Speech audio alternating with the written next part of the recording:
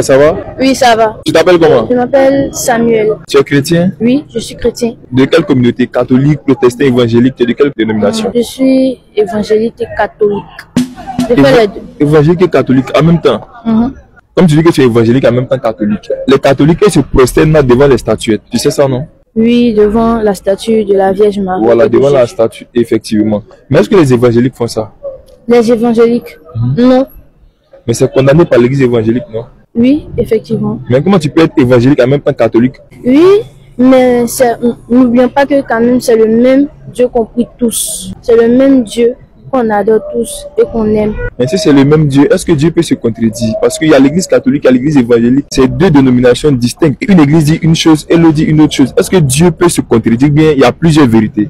Non, Dieu ne peut pas se contredire, mais l'homme parfois détourne certaines vérités des choses. Peut-être que le fait de se prosterner devant des statuettes ne sont pas bonnes. Peut-être que c'est le contraire. Je n'ai pas la parole en savoir, mais peut-être qu'en lisant la Bible, tu peux plus approfondir tes réponses en cherchant plus. Bon, je vais lire un passage, tu vas donner comment tu comprends. Deutéronome 27, verset 15. Maudit soit l'homme qui fait une image taillée ou une image en fonte, abomination de l'Éternel, œuvre des mains d'un artisan, et que la place dans un lieu secret. Et tout le peuple répondra et dira Amen. Ok. Comment tu comprends ça? Bon, chacun a sa manière de voir les choses. Peut-être que cette parole, c'est la même parole qui a été détournée. Chacun a sa vision des choses. On ne peut pas critiquer l'un en disant que c'est mal et condamner fermement. Car c'est le même Dieu, on prie tous, je viens juste de le dire. Et cette statue, c'est juste un objet de Jésus.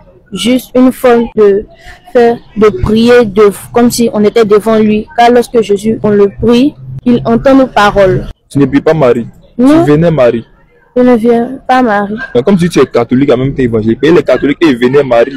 Oui, ma mère m'a dit que ce n'est pas bon, donc j'ai arrêté de prier devant les statues. Car on se prosterne devant Dieu et non devant un truc fait par l'être humain, un artisan. D'accord, maintenant la dernière question que je vais te poser, qui est ton Dieu pour toi? Mon Dieu, c'est Jésus. Jésus, il est le Père, il est le Fils, le Saint-Esprit, bien il est le Fils seulement parce qu'il y a divergence à ce sujet-là. Pour toi, déjà, Jésus, c'est le Fils de Dieu et c'est notre Père à tous, le Père et le Fils. Il a en même temps le Saint-Esprit.